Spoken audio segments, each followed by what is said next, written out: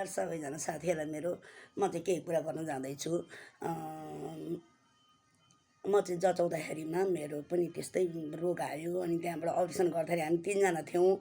अनि मेरो चाहिँ 3rd स्टेजको क्यान्सर देखा पर्यो, उनीहरूको चाहिँ 1st स्टेजको देखा पर्यो। अनि त्यहाँबाट अनि अपरेसन गर्दाखेरि हामी सँगसँगै किमो चलाउन जाँदा सँगसँगै एक महिनामा चाहिँ रेस्टमा बसेर 14 दिनको फरकमा अनि त्यहाँ उनीहरूलाई पनि मलाई पनि किमो चढायो। उनीहरूलाई चाहिँ खोइ कति दिनमा चढाए, जस अक्कल झुक्कल भेट हुन्थ्यो भक्तपुर क्यान्सर हस्पिटलमा। अनि भइसके पछाडि उनीहरू चाहिँ दोस्रो पटकको किमो धान्न नसकेर 5 मिनटको फरकमा चाहिँ बमिट गर्दा गर्दै उनीहरू गए। अनि उनीहरू दुइटैको 1st स्टेज थियो भने मेरो 3rd स्टेज थियो। 3rd स्टेजको क्यान्सर भएको मान्छे।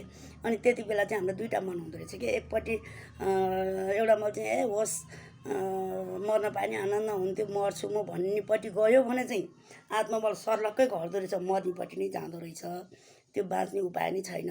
अनि मेरो चाहिँ मन के भयो भने मेरो छोरो पनि अलिक सानै थियो। अनि त्यहाँबाट त्यो भएर म मर्नु हुँदैन, अहिले म त एकदम स्ट्रङ भएर हिँड्नुपर्छ, म मर्नु हुँदैन, म बाँच्नुपर्छ, म मर्नै हुँदैन, म त यस्तो भएर हिँड्छु भन्नेपट्टि एकदमै मैले आत्मबल बढाइ। अनि मेरो श्रीमानले अनि मलाई बमिट हुँदा पनि बमिट पनि त्यति भएन। अनि त्यहाँबाट डाइट त्यतिकै खान्दिनँ, अरू बमिट गइरहेका छन् त्यतापट्टि नफर्काउने, त्यतापट्टि फर्किने यतापट्टि फर्किने भन्ने। अनि त्यो काजु किसमिसहरू त्यो पिस्ताहरू के काचमकुचुम खाँदिरहने, अनि त्यतापट्टि मात्रै मन लाग्दिने। अनि त्यहाँ बमिटपट्टि चाहिँ त्यस्तो केही पनि नसम्झी भन्ने। अनि गरिकन म 3rd स्टेजको क्यान्सर भएको मान्छे म 8वटा किमो चढाएर अनि त्यहाँबाट 25,000को 24 घन्टा भित्रमा चाहिँ 25,000को सुई चाहिँ लगाउनै पर्थ्यो। हामी घुँडाबाट गोपेको उयो माथिसम्म आइपुग्थ्यो, लामो हुन्थ्यो सुई पनि।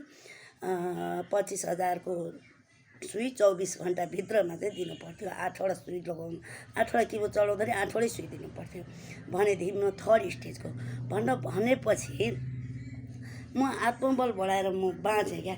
अनि त्यो अनि मैले त्यसपछि टिकटक बनाएपछि अनि त्यो टिकटकमा म धेरै रमाएँ मेरो। अनि जति लाइक कमेन्ट आउँछ नि, आमै मलाई साथीहरूले कति माया गर्नुभयो, मलाई धेरैजनाले माया गर्नु भनेर मेरो त हौसला बढ्दै गयो।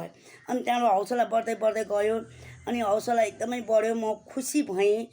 अनि खुसी भएपछि अनि त्यहाँबाट नाचगान गर्ने, रमाइलो गर्ने परि म धेर त भन्दिनँ साथीहरूलाई, मेरो 90% चाहिँ मलाई टिकटकले बचाएको भन्छु म। किनभने लाइक कमेन्ट आउँदा मलाई खुसी लाग्ने, ओहो साथीहरूले मलाई धेरै माया गर्नुभयो भन्ने लाग्ने। अब अहिले मेरो हात अब यस्तो सुन्या छ, म अब औँला गाडौँ है त। यहाँ यति गहिरो हुन्छ नि मेरो, एकैछिन औँला गाड्दै नि ल यस्तो हुन्छ मेरो हात। हेर्छु यहाँ मासु गाडेको यो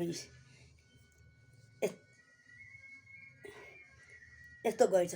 अनि मलाई बचाएको टिकटकले हो। टिकटकले बचाएको भन्नाले म खुसीले बाँचेर मलाई यो टिकटकले चाहिँ जति लाइक कमेन्ट आउँछ नि, जति साथीहरूले हेरिदिनुहुन्छ नि, म खुसी हुने क्या, म खुसी हुने, हौसला बन्ने। हेर्नु यहाँ यस्तो हुँदा पनि मलाई कुनै टेन्सन छैन। किन टेन्सन छैन भने मलाई साथीहरूले हेरिदिनु भएको छ, मलाई साथीहरूले माया गरिदिनु भएको छ भन्नेपट्टि मेरो मन गइरहेको छ कि, त्यही भएर म अनि खुसी छु। साथीहरूले धेरै माया गरिदिनु होला। म नाच्छु, मलाई नाच्न त मलाई आउँदैन, तर पनि अब भित्रबाटै धेरै हौसला बढ्छ। त्यही भएर म उफ्री नाच्छु, नउफ्रिकन पनि नाच्छु, उफ्रिएर पनि नाच्छु। किन यसरी नाचेकी होला भनेर नभन्नु होला। मेरो खुसी नै त्यही छ साथी हो। ल हेर्नु ल,